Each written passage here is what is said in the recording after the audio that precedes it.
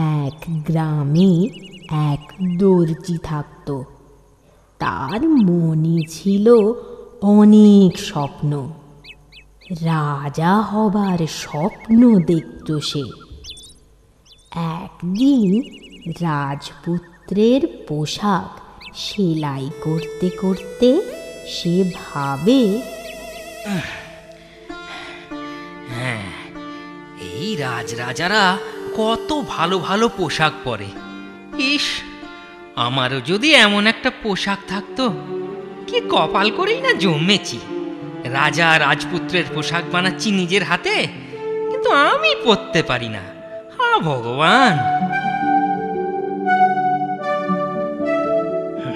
বাহ, বেশ চমৎকার হয়েছে। রাজপুত্রের এই পোশাকটা মনে হয় আমার গায়ে একেবারে ঠিক হবে। হ্যাঁ, একবার পরেই দেখি। বাহ, বাবা বাবা, কি চমৎকার দেখতে লাগছে! রাজা রাজপুত্রের থেকেও ভালো। ইস, আমি যদি রাজা হতে পারতাম। ধুর, আয়নাটাও বা ছোট। যদি পুরোটা দেখতে পারতাম, আরো কত না জানি ভালো লাগতো। না, এ জীবনে ঘৃণা ধরে গেল। কিছু একটা করতেই হবে, যা হওয়ার হবে। এ দেশে থাকলে সবাই আমায় দর্জি ভাববে। প্রথমে এ দেশ ছাড়তে হবে, আর দেরি নয়। আজ রাতের অন্ধকারেই দেশ ছাড়ি।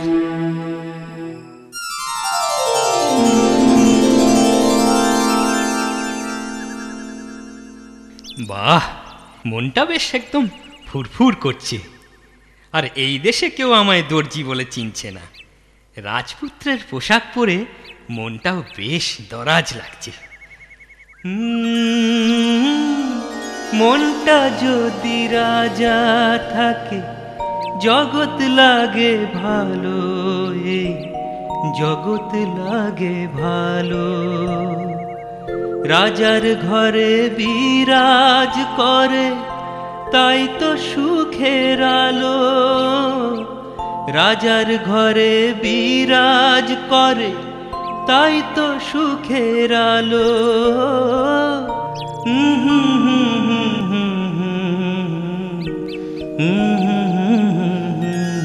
বাহ বাহ বাবা, তোমার গলাটা তো ভারী চমৎকার।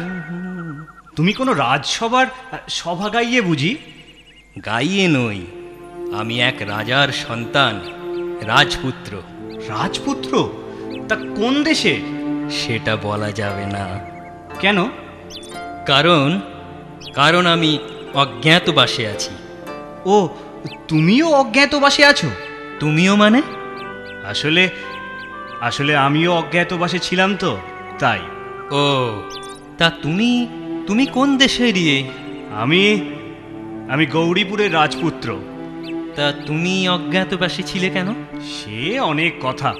চলো আগে ওই পান্থশালায় যাই, একটু আহার করে বিশ্রাম করে নিই, তারপর তোমায় সব বলছি। চলো চলো। তা ওই পান্থশালায় খাবার দাবার ভালো তো?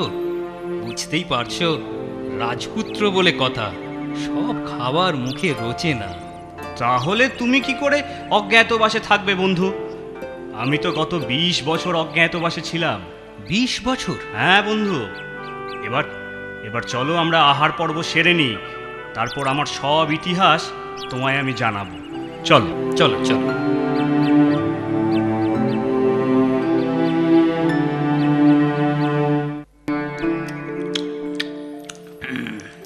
তা বন্ধু, কেমন খাচ্ছ? মন্দ নয়। আজ রাতটা কিন্তু আমরা এখানেই থাকবো, কাল আবার রওনা দেব। কোথায়? ওই গৌরীপুর সীমান্তে। দেশের মন্ত্রী অপেক্ষা করবে আমার জন্য। একটা পুরনো মন্দির আছে ঠিক তার সামনে।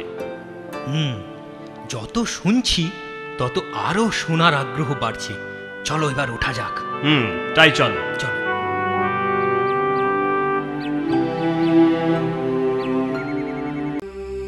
জানো বন্ধু, আমি যখন খুব ছোট ছিলাম, তখন এক জ্যোতিষী আমার পিতাকে জানায়, আমি যদি রাজগৃহে থাকি কিংবা ওই দেশে, তো রাজার ও দেশের নাকি অনর্থ ঘটবে। পিতা তখন মহা দুশ্চিন্তায় পড়েন। নিজের জীবন বলে কথা, চিন্তা তো হবেই। না না না না, ভুল করছো বন্ধু। পিতা নিজের জীবনের কথা ভেবে আমাকে আমার দূর সম্পর্কের মামার গৃহে পাঠায়নি। তবে দেশের মঙ্গলের কথা, প্রজাদের কথা রাজাকে ভাবতেই হয় বন্ধু। আর সে কথা চিন্তা করেই পিতা সেই জ্যোতিষীর কথা মতো কাজ করেন। আজ আমার 25 বছর পূর্ণ হলো। এখন আর অমঙ্গলের ভয় নেই। কিন্তু কিন্তু তোমার সেই দূর সম্পর্কের মামা সাথে এলো না কেন বন্ধু? সেটাও তো জ্যোতিষীর বারণ ছিল। আমাকে একাই দেশের সীমান্তে পৌঁছতে হবে। সেখানে মন্ত্রী মহাশয় ওই মন্দিরে আমার অপেক্ষায় থাকবেন। বুঝলাম। কিন্তু মহামন্ত্রীকে তুমি চিনলেও তুমি যে সেই রাজপুত্র চন্দ্রনাথ, মন্ত্রী বুঝবেন কিভাবে? আমার কোমরের তরবারিতে আমার নাম খোদাই করা আছে। তাছাড়া আমি গিয়ে বলবো আমি সেই রাজপুত্র যার অপেক্ষায় আপনি মন্দির প্রাঙ্গণে বসে আছেন। মন্ত্রী নিশ্চিন্ত হলে বলবেন যে ভগবান তোমার মঙ্গল করুন। বাহ, এ তো ভালো ব্যবস্থা। এতদিন পর আমায় দেখে চিনতে পারার এছাড়া আর উপায় কি বন্ধু? ছোটবেলায় যে রাজপ্রাসাদের জীবন, সে জীবন তোমার মনে আছে বন্ধু? হ্যাঁ, বেশ কিছু ঘটনা মনে আছে জানো। শোনাও বন্ধু, শোনাও। তোমার কথা আমার বেশ শুনতে ইচ্ছে করছে।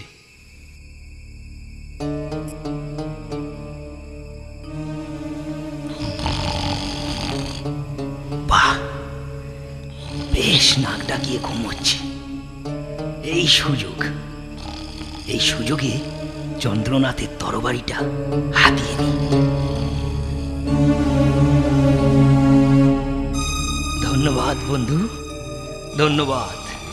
এখন থেকে তুমি হলাম আমি, আর আমি হয়ে তুমি। ধন্যবাদ। বিদায় বিদায়।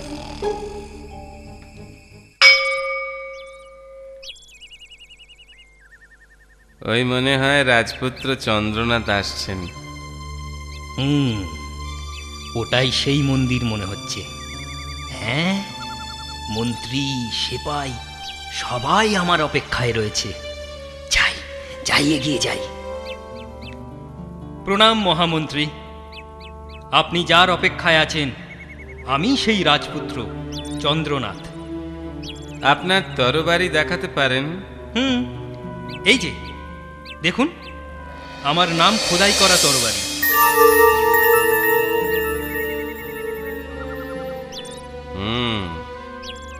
ভগবান আপনার মঙ্গল করুন।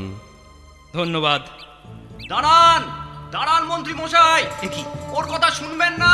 কেউ? আমি আসছি। ও ঠক, আরে প্রতারক। কে? মন্ত্রী মশাই দাঁড়ান। ওর কথা কানে নেবেন না মহামন্ত্রী। আমার কাছে গল্প শুনে ও আপনাকে বোকা বানাতে চাইছে। মন্ত্রী মশাই, আমি হলাম আসল রাজকুমার চন্দ্রনাথ। মিথ্যে কথা। ও আমার তরবারি চুরি করেছে। সব কথা শুনে ও রাজা হবার ফন্দি এঁটেছে। বাবা বাহ, ছল চাতুরি বানানো গল্প বেশ ভালোই জানো দেখছি। সর্বনাশ, এ তো মহা মুশকিলে পড়লাম। একজন রাজপুত্রের জায়গায় দুজন। কিন্তু আসল নকল বিচার করার কাজ আমার নয়। আমার সঙ্গে দুজনকেই রাজপ্রাসাদে যেতে হবে। এই প্রতারককে রাজপ্রাসাদে নিয়ে গিয়ে কি হবে? আরে কে প্রতারক সেটাই তো জানা হলো না। সেপাই এই দুজনকেই প্রাসাদে নিয়ে চলো।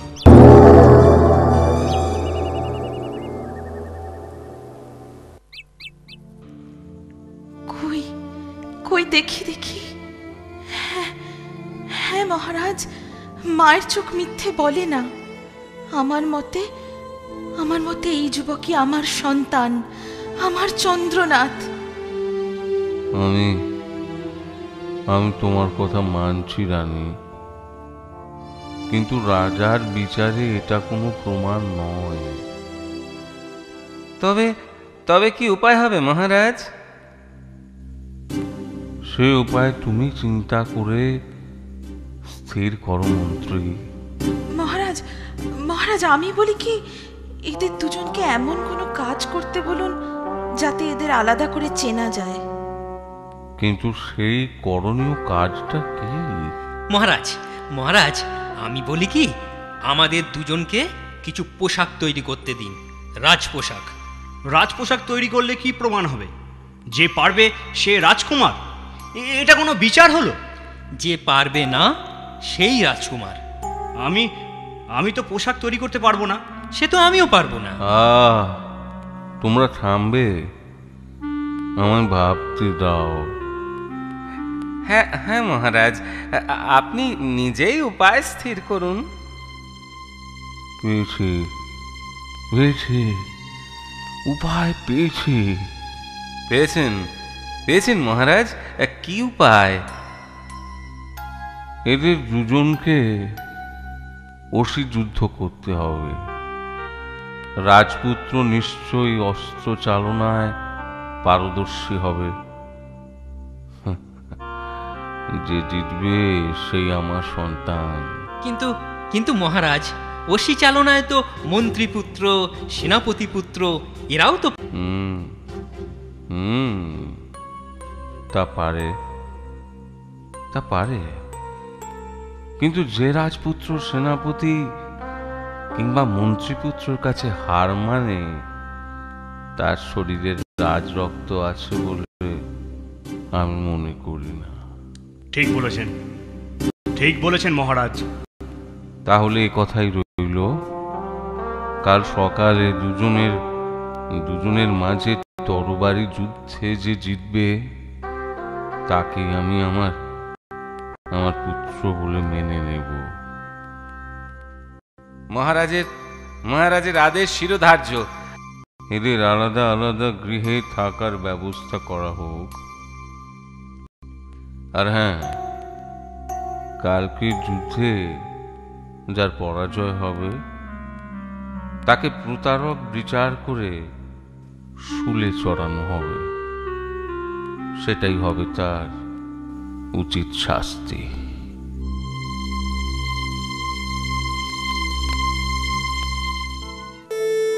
হায়, কি করলাম? কি হলো রে বাবা? হায় রে রামু, এ কি ভুল করলি? কেন তোর রাজা হওয়ার শখ হয়েছিল? এখন মর, পোড়া মুখ মর। যে হাতে ছুঁচ ধরতি, সেলাই করতি, সে হাতে কিনা তরবারি ধরে যুদ্ধ করবি। কেন যে এত সব নাটক করতে গেলি? এখন মরণ গালে হরিনাম করে পাপের থেকে রেহাই পাবি না। হায় হায় রে।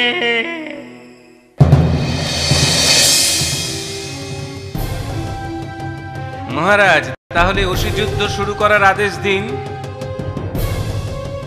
অসি যুদ্ধ শুরু হোক।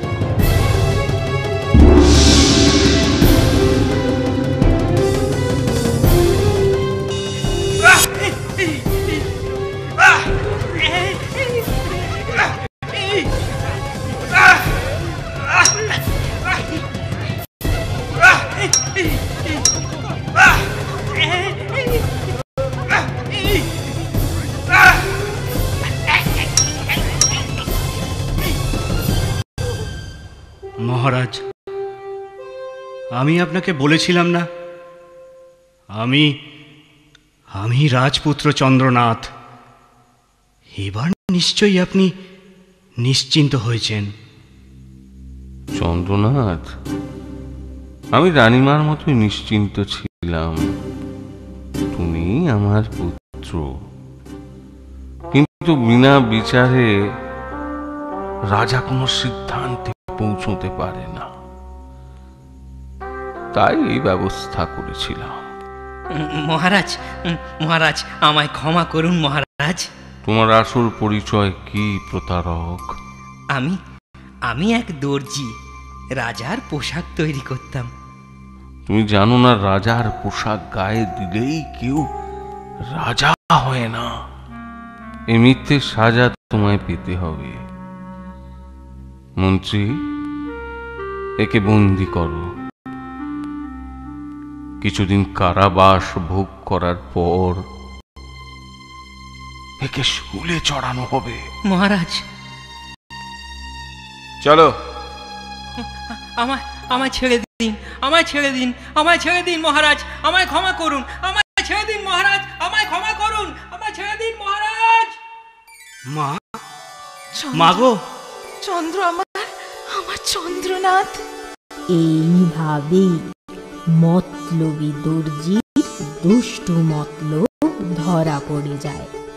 মিথ্যে কথা বলে রাজাকে ঠকানোর কঠিন সাজা যা হয়, তার ভাগ্যেও তাই জোটে।